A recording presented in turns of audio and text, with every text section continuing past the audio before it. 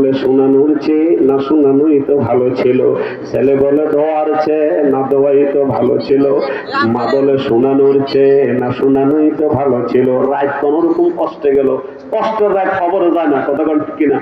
কষ্টের রাত অনেক লম্বা ধরা যায়, রাত শেষ হয় না, সারাটা রাত এক রুমে। ছেলে কয় দেওয়ার চেয়ে না দেওয়াই তো ভালো ছিল। উত্তরে মা কয় শোনানোর চেয়ে না শোনানোই তো ভালো ছিল।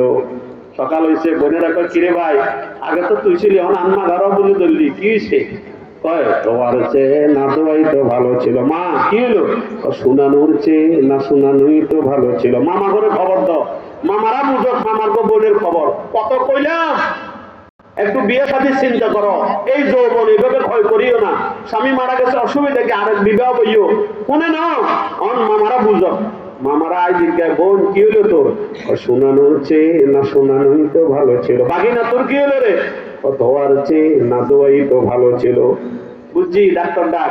ডাক্তার সাহেব অন্য লোক যে চুক্তি হয়েছে বাতিজারে ভাগিনার ব্যাপারে, আমনে চুক্তি অনুযায়ী তো কিছু হইলো না। মা ডাক দিতে এত ভালো হইতো না, হাতে ভালো এবার মতো রত্ন আপনার টেয়া যা আগে নিছেন এগুলো চলে যান, পিছনে টেয়া ফাইবার আসার করিয়ে না, তাড়াতাড়ি এমন দাম।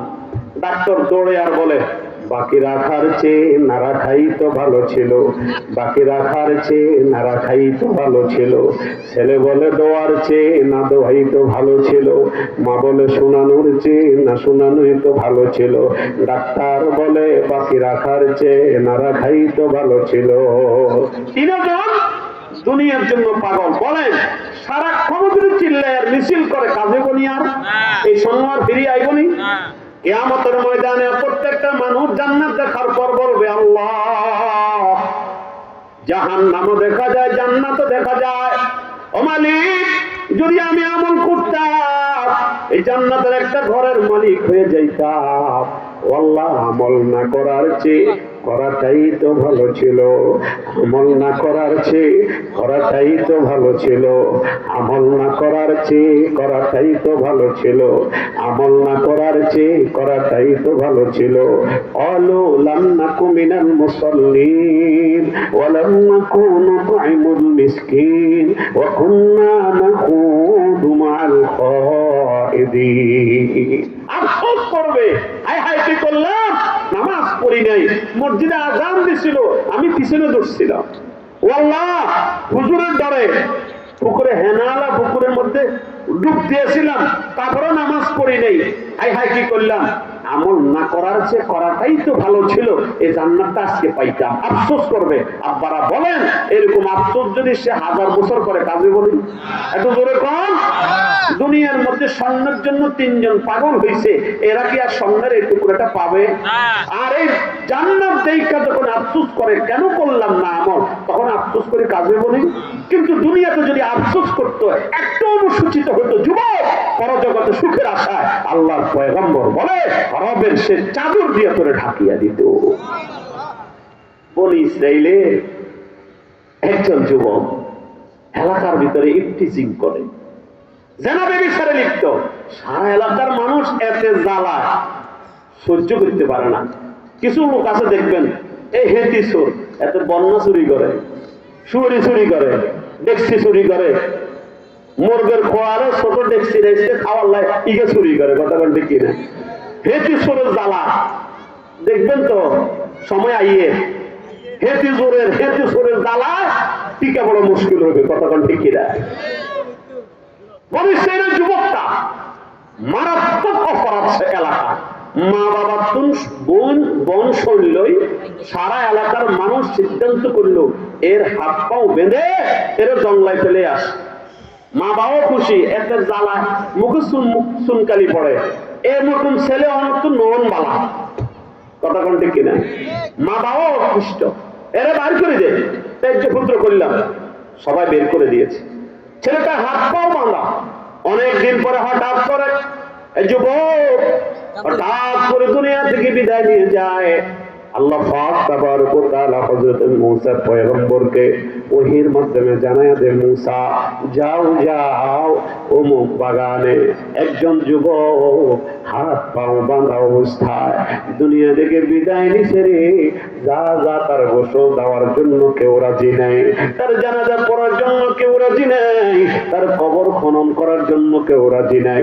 যাও ও মুসা যাও, তুমি নিজ হাতে তারে গোসল দাও, লোকটারে জানাজার ব্যবস্থা করো, লোকটারে কবরে রাখো, আর এলাকার মধ্যে এলান করে দাও, এলাকার কোন গুনাহগার যদি গুনাহ জর্জরিত হয়ে গেল, এই লোকটার জানাজা আসার পর, জানাজার পর যদি আমি আল্লাহর কাছে ক্ষমা চাই, আমি আল্লাহ পাক ঘোষণা করলাম ওই গুনাহগারের গুনাহগুলা মাফ করে দেব।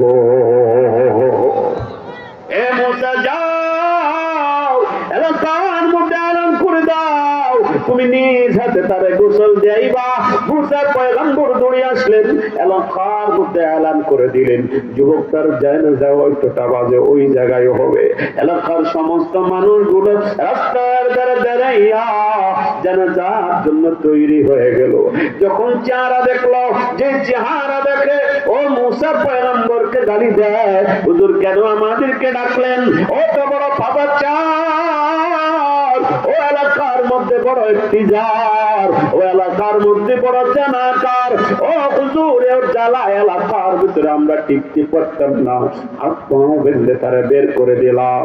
হুজুর আমরা তার জানাজা আসতাম না, আপনার নাম বলে এলান করতেন, আমরা আসতাম না, আপনি আমাদেরকে যাই না যায় কেন আনলেন? মুসা আল্লাহর কাছে দোয়া করে, মালিক এই যুবকটার সম্পর্কে এলাকার মানুষ এমন বলে, আমি তো জানি না, আপনি আমারে হুকুম করলেন, আমি আসলাম। আল্লাহ পাক মুসা পয়গম্বরকে বলে, মুসা ও যে অপরাধ করেছে আমিও জানি, তবে মৌতের আগে ডানেও তাকাইছে কেউ নাই, বামেও তাকাইলে কেউ নাই, সামনে তাকাইলেও কাউকে পায় না। এ মুসা পিছনে তাকায় দেখছে কারোরা দেখে না। এই অবস্থা আমার কাছে হাত দুটো উত্তোলন করলো, আসমানের দরজা খানা আমি খুলে দিলাম, আমি আল্লাহ পাক তাকায় রইলাম, ও দোয়া করতেছে, আল্লাহ আমি গুনাহগারকে যদি তুমি ক্ষমা করে দাও, আমি গুনাহগারকে যদি তুমি ক্ষমা করে দাও, তো তোমার বড়ত্ব যদি কমতি হয়ে যায়, আর আমার যদি ক্ষমা না কইরা তোমার বড়ত্ব বেড়ে যায়, আমারে ক্ষমা করার দরকার নাই। কি বড় কি সুন্দর দোয়া দেখছেন, কইতে জানলে কেমনে আদায় না হয়। আল্লাহু আকবার। তো যুবকটা ডাক দিয়া বলে, ও মালিক আমি অপরাধীকে ক্ষমা করে দিলে তুমি তোমার বড়ত্ব কমে যায়, আমি অপরাধীকে ক্ষমা না করলে যদি তোমার বড়ত্ব বেড়ে যায়, তো আমার ক্ষমা করার দরকার নাই, তবে আমার বড় পুঁজি তোমার নাম যে গফফার, ক্ষমা করে দাও, আমারে ক্ষমা করে দাও।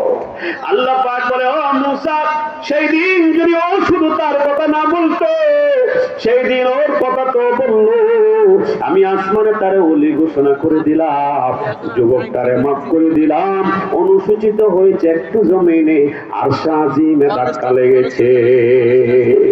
আল্লাহ তাবারকা ফাতাম হুলুকুন ওয়া কামরাহিলু ওয়া ইন্নামান নাসু ফি হাইলিন ওয়া মুরতাহিলিন ফায়ুদাররিজুনাকা ফিল আসফানি মুনতাজিআ আনকা সিয়াবু মিনাল আবরাদি ওয়াল হালালি। কত যে এলো কত যে গেল, উপদেশ কেন নিচ্ছ না?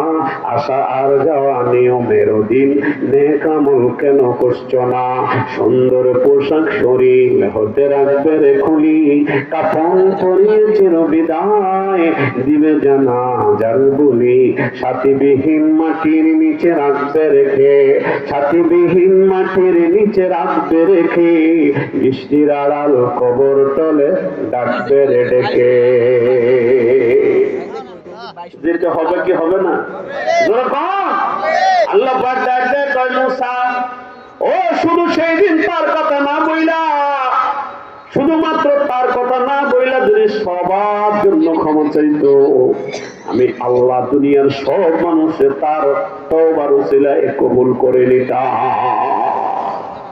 যাও ওর জানাজা পড়ায়া দাও, আর কবরে রাখতে বলে দাও এটা জান্নাতি। যেরকম সুবহানাল্লাহ।